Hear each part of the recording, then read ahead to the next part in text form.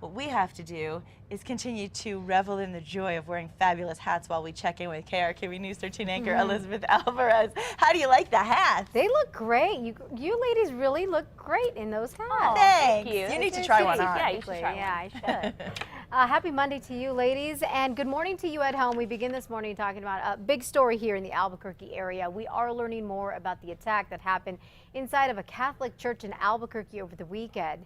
The sanctuary at St. Jude's Thaddeus Church on Paradise Boulevard remains closed.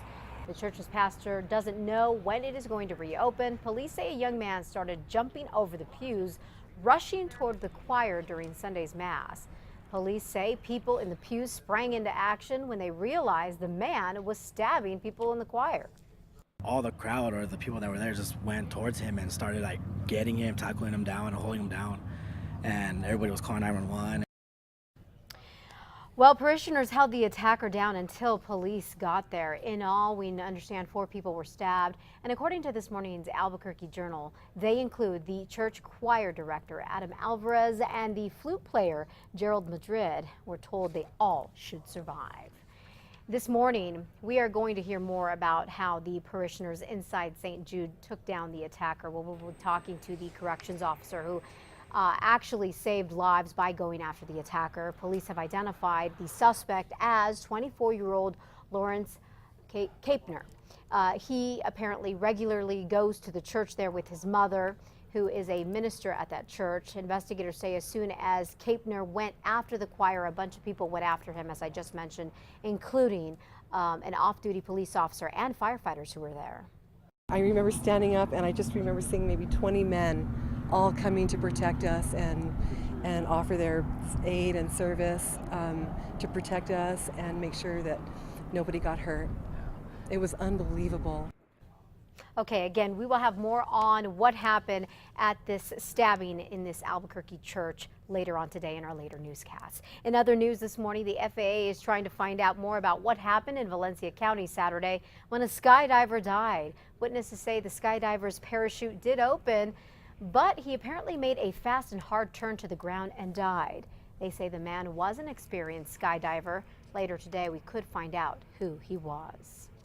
A lot of people are asking a very important question this morning. Why in the world is one woman still allowed to drive? This woman we're talking about was picked up for the 3rd time on DWI charges this weekend. Now, cops say Rachel Hernandez was in a place she knows all too well Saturday. Police say she was drunk, driving in the wrong lane, and she had her 11-year-old son in the car with her near Candelaria and San Mateo. We have learned Hernandez was also convicted of drunk driving and killing a 78-year-old man back in 2003. And before that, we've learned that she was arrested for DWI in 1999, but somehow had her charges dropped. Could be having a different discussion if this had been a crash where she killed her son, herself, or, other innocent people. That is the danger out there. The director of the DWI Resource Center, Linda Atkinson, also says that in this recent case, prosecutors may probably go after Hernandez for child abuse, a more serious charge than DWI. A Santa Fe police captain is under investigation this morning. He's accused of helping out a guy who keeps on getting arrested. Santa Fe New Mexican says Captain Eric Wheeler also helped Carlos Carrillo to remove his pickup truck from the city impound lot. Now, police seized it after Carrillo was arrested on aggravated DWI charges earlier this month. The 3rd time, by the way, he's been picked up for DWI.